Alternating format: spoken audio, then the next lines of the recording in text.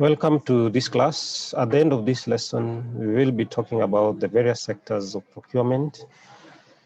And we have three main sectors that we'll be talking about. We have the public sector, we have the private sector, and we have the third sector. So the first sector is the public procurement sector.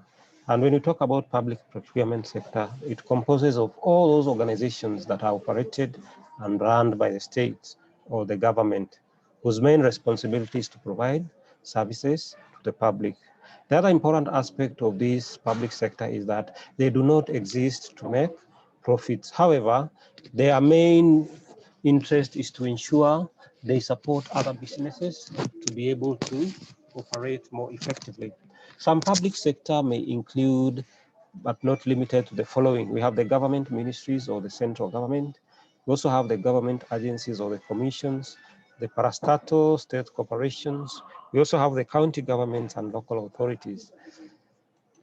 What is the goal of public sector? One of the goals is to provide health services to its people or its citizens. It also helps to provide government infrastructure or provision of infrastructure. And this may include roads and communication network. It also gives the provision of social services like registration. So basically, the citizens of a particular country must be registered, and that is the work of government to ensure this is successful.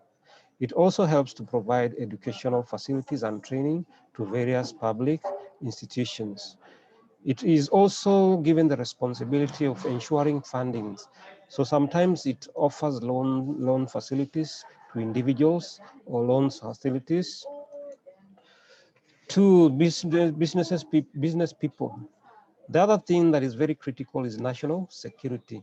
And the work of government is to ensure that the security of a country is intact. That is why we have the Ministry of Interior, and the work is to ensure security internally in the organization, in the country. Then we have creation of employment to citizens, which is very critical. And lastly, we have developing and expanding the economy. The other thing that we are going to talk about are the various stakeholders in public sector. One of the stakeholders is the citizens of a particular country. For example, we are the citizens, therefore we form part of the public. The other one is the people's representative or legislative assembly. And when you talk about people's representative, we talk about the MPs, we talk about the senators, we also talk about the county representatives.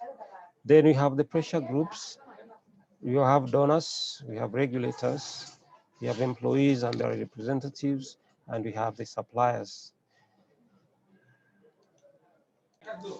The other important aspect that we are going to talk about are the donors. The donors play a very critical part in the development of a particular country, and they form part of the stakeholders.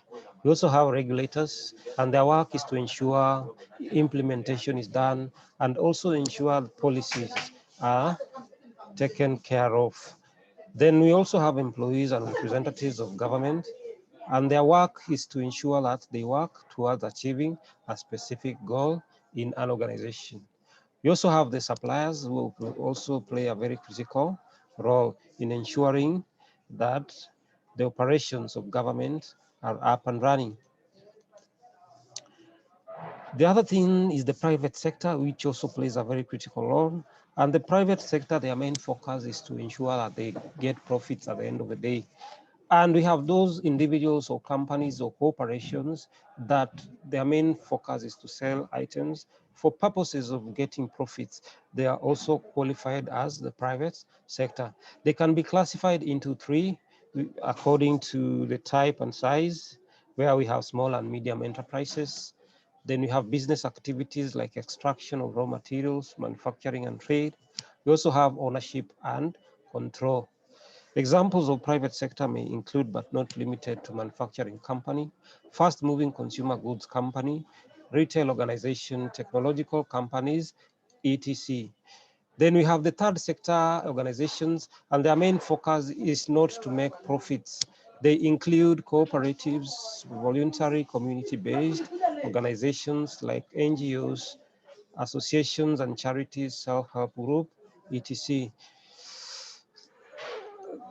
The key features of the public sector, they operate under an annual budget. We have the main source of funding is taxpayers' money. So you have to pay taxes at the end of the day, and that is what supports businesses. They are also mandated to provide service to the citizens of a particular country. Some of them make profits, but very little profits. But their main focus is not profit, it is to give value to the citizens of a particular country. They are closely regulated by the federal government or federal laws, and they are accountable to the public and their various representatives. Their activities are influenced by their stakeholders. And remember, we talked about the stakeholders. So what are the key factors of the procurement in the private sector? Their aim is to increase their market share and increase their customer base. They are also focused in increasing the sales volume, and their major objective is to make profits at the end of the day. They have also focused to ensure that they reduce costs and basically their operating costs so that they can maximize on their profits. They also aim to be the best in the industry. Therefore, they want to always be more better than their competitors. They continuously innovate so that they can remain afloat and be competitive at the end of the day. They also create employment opportunities to the citizens of a particular country. What are some of the features of the third sector economy? One of the features is that they are independent. They are very independent. Therefore, it means that they are not regulated by any government or influenced by the government. Their main focus is to drive and motivate and ensure that people are able to achieve their abilities and goals, and for purposes of improving and protecting the environment. The other focus also is to ensure that they reinvest what they get towards achieving their goals. There is also need for them to make profits for their sustainability, and they usually embrace values which are also cultural, socially, and environmentally centered. At the end of the day, their members pay a subscription fee to maintain their membership in those particular organizations. They also focus, and their main stakeholders are the media, funding bodies, contributors, beneficiaries, regulators, and members of the public.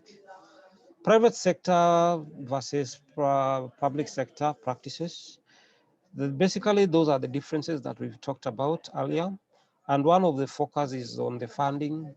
The other one is the process of procurement. The other one is their motivation, what motivates them to be better and better every day. So you can get some of the differences when you talk about these various sectors. The other important aspect is bureaucracy. You know, in government, we have a lot of bureaucracy and red taping, making the process of procurement very, very slow, and this affects how they deliver. But in the private sector, this is not the case. You can be able to link to the various sectors, basically on the objectives that they want to achieve at the end of the day. Purchasing in the public sector is impacted by various demands, which include accountability, adherence, cost effectiveness, transparency in buying process, and fair competition and compliance. Then the public sector body needs regulation, and for reasons that are named below. One of them is to protect the market competitiveness, to protect the consumer in terms of quality and price, to maintain the national interest and public welfare, and to protect institutions and standards.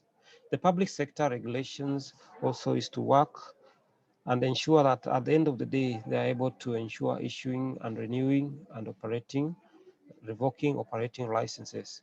They also set standards of good practice and handle complaints from the public.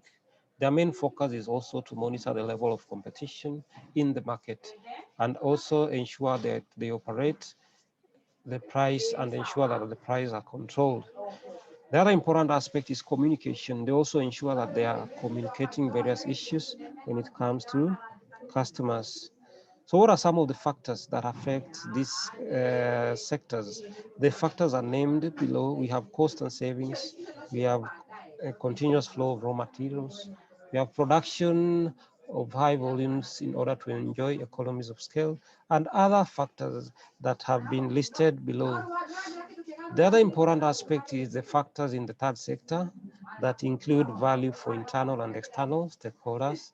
They also need to manage reputation and the risks of the organizations and alignment of procurement policies, which is very, very key in the third sector economy.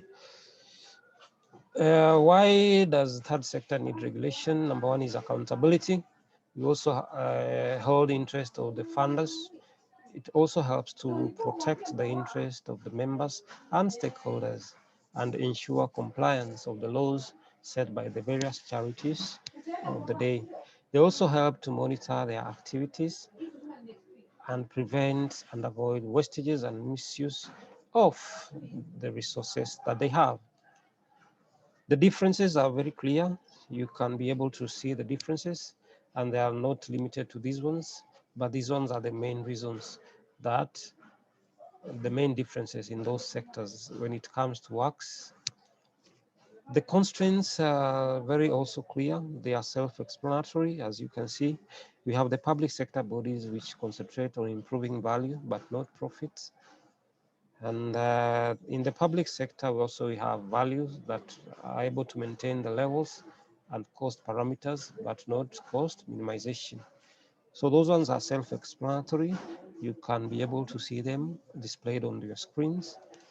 The other important aspect is in the private sector, which is also very critical, so that some of those factors can include quality, proper stock management, and ethical purchasing.